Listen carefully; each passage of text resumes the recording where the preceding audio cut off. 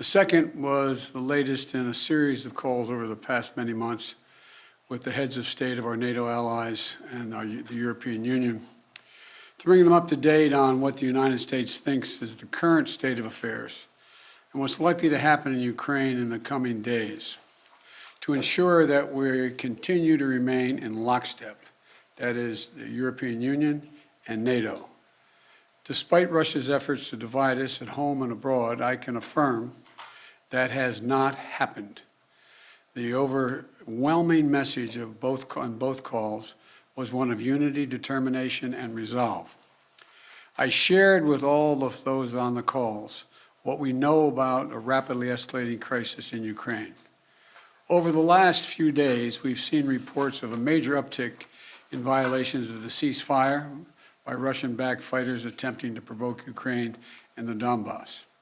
For example, a shelling of a Ukrainian kindergarten yesterday, which Russia has falsely asserted was carried out by Ukraine.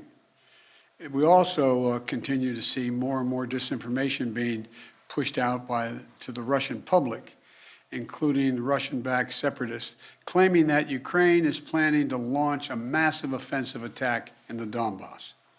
Well, look, there is simply no evidence of these assertions, and it defies basic logic to believe the Ukrainians would choose this moment with well over 150,000 troops arrayed on its borders to escalate a year-long conflict. Russia's state media also continues to make phony allegations of a genocide taking place in the Donbass and push fabricated claims warning about Ukraine's attack on Russia without any evidence. That's just what I'm sure Ukraine's thinking of doing, attacking Russia. All of these are consistent with the playbook the Russians have used before, to set up a false justification to act against Ukraine.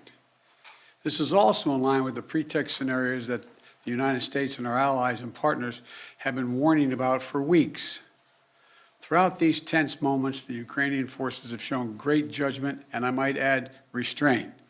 They refused to allow the Russians to bait them into war. But the fact remains, Russian troops currently have Ukraine surrounded from Belarus along the Russian border and with Ukraine to the Black Sea in the south and all of its border. You know, look, we have reason to believe the Russian forces are planning to and intend to attack Ukraine in the coming week, in the coming days. We believe that they will target Ukraine's capital, Kyiv, a city of 2.8 million innocent people.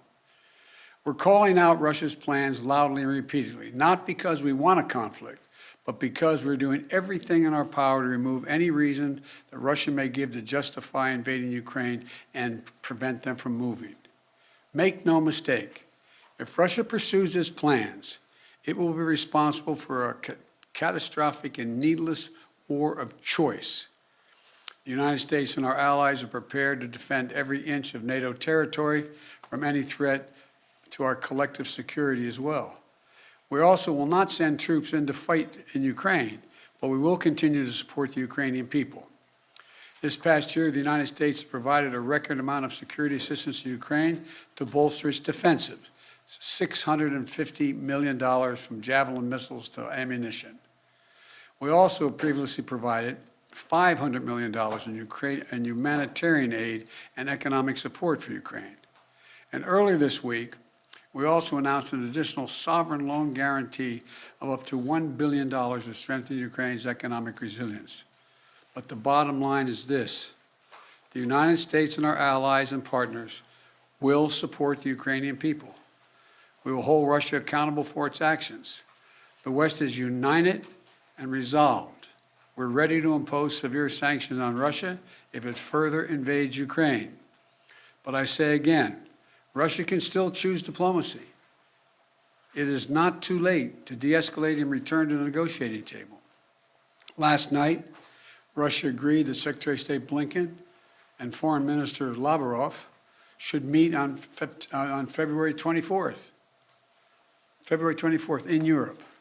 But if Russia takes military action before that date, we'll be clear that they have slammed the door shut on diplomacy. They will have chosen war, and they will pay a steep price for doing so, not only from the sanctions that we and our allies will impose on Russia, but the moral outrage the rest of the world will visit upon them. You know, there are many issues that divide our nation and our world, but standing up to Russian aggression is not one of them. The American people are united. Europe is united. The transatlantic community is united. Our political parties in this country are united. The entire free world is united. Russia has a choice between war and all the suffering it will bring, or diplomacy that will make a future safer for everyone. Now, I'm happy to take a few questions. Nancy from Bloomberg. Thank you so much, sir. Do you think that it is wise for President Zelensky to leave Ukraine if an invasion is as imminent as the U.S. says it is? That's a judgment for him to make and a determination as to whether or not. I've spoken with Zelensky a dozen times, maybe more, I don't know. And it's in the pursuit of a diplomatic solution, it may not be it may be the wise choice, but it's his decision. And do you have any indication about whether President Putin has made a decision on whether to invade? Do you feel confident that he hasn't made that decision already? As of this moment, I'm convinced he's made the decision. We have reason to believe that. There seems to be a unanimity, a spirit to do between the United States and Europe to do some sanctions, a comprehensive sanctions. But is everyone on board with the exact same sanctions that you want to do? Yes. There will be some slight differences, but none. There'll be more add-ons than subtractions. And President Putin is going to oversee some nuclear drills this weekend. How do you see that happening? What's your reaction to that, sir? Thank you. Well, I don't think he is remotely contemplating using nuclear weapons. But I do think I think he is focused on trying to convince the world that he has the ability to change the dynamics in Europe in a way that he cannot. But I don't, how much of it is a cover for just saying we're just doing exercises and there's more than that, I just can't, it's hard to read his mind. Mr. President, to be clear,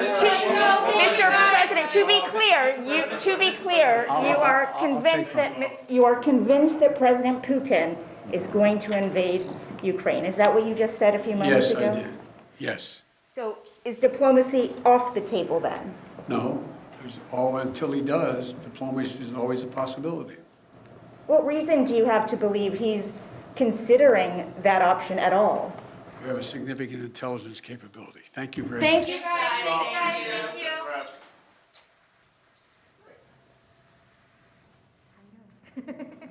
Surprise! It's on there. Don't worry about it. Just magic.